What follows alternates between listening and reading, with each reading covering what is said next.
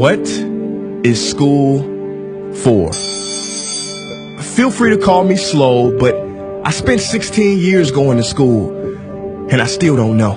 When I finished, I didn't know how to do my own taxes, purchase a home, or apply for a loan. I didn't know a thing about investments, building credit, or getting a job. I graduated at the top of my class, and what did I have? This fancy diploma to sit at home with my mom. But luckily, they did teach me some important skills like factoring trinomials and how mitochondria is the powerhouse of the cell. I'm so happy I remember the Pythagorean theorem, because it helped me a lot. Okay, I'm lying. Let me stop. Because all the stuff they taught me, truthfully, I forgot. Mom, remember when you would ask me, what did you learn in school today? And I would say, nothing much. I wasn't being modest. The truth about it, Mom, is I had already forgotten. And it's not just me. Millions of students sing the same song. How many of you guys avoid eye contact with the teacher to try not to get caught upon? Afraid to raise your hand for fear of being wrong, which proves that school isn't an environment for learning or building up the intellect. It's just a game you play for grades and how many A's you can collect. But I guess what do you expect when the most commonly asked question in class is this gonna be on the test? Is this gonna be on the test? See, if school put learning instead of testing and memorizing as the top standard, then the letter F would not stand for failure. It would stand for find another answer. And if school was really interested in our personal and academic success, students would wake up later, have more freedom, and homework a lot less.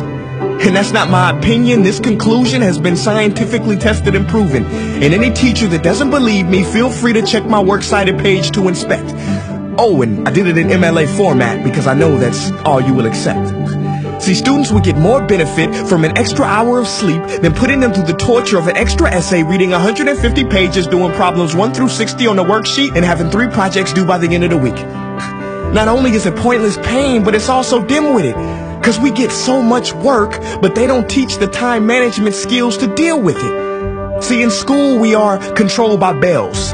We have to learn in rooms with the feng shui of a prison cell. We have to ask permission to relieve bodily functions, but not before the teacher asks a million questions like, why didn't you go before class? I'm sorry, my bladder is kind of on its own schedule and it's not always timely. See, teachers always say, use your time wisely. But that never made sense to me. Because these 6 cruel hours of our lives we call school might literally be the worst use of time management ever in history. Think about it. The traditional teaching method is foolish. No, it's useless, multiplied by the square root of stupid. What they do is they cram information in your head, force feeding you, and then you throw it up on the test. That's not education. That's bulimia. And the more bulimic you are, the better you will do on their assessments. So it's no wonder why so many students graduate mentally and emotionally anorexic. See, school teaches you how to memorize dots.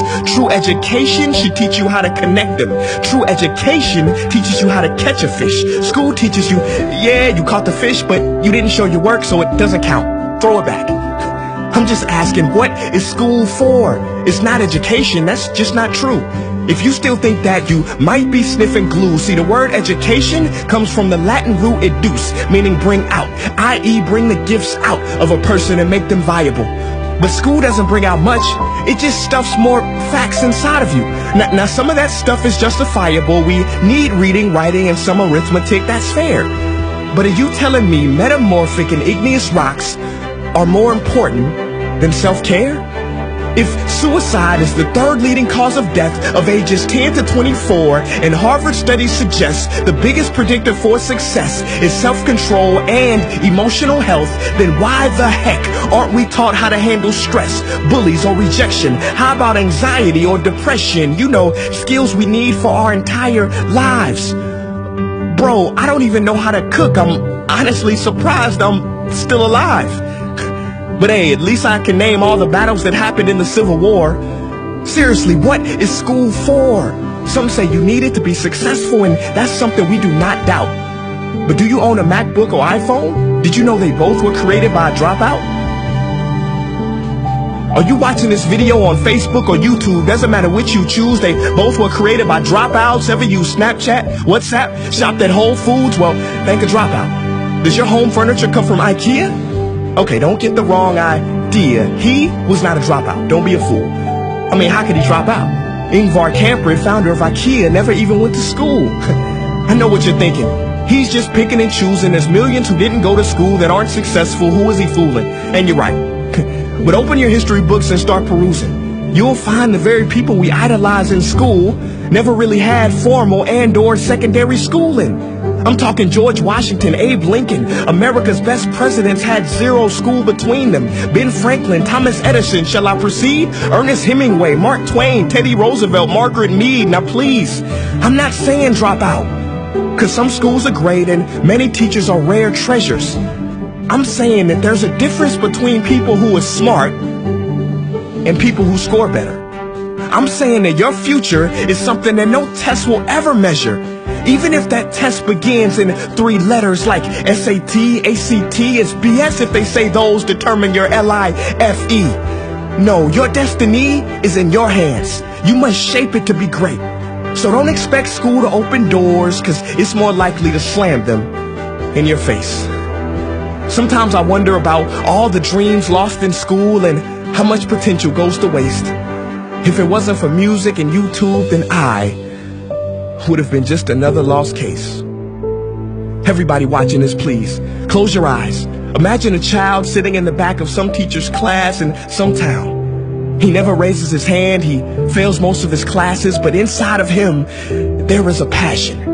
And if nurtured and brought out, will lead him to discover the cure for cancer.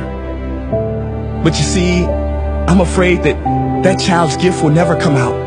He will never win the Nobel Prize award because in class he was ignored and his worth was judged only by his scores. So teachers, principals, parents, advisors, and students, I ask one more time, what is school for?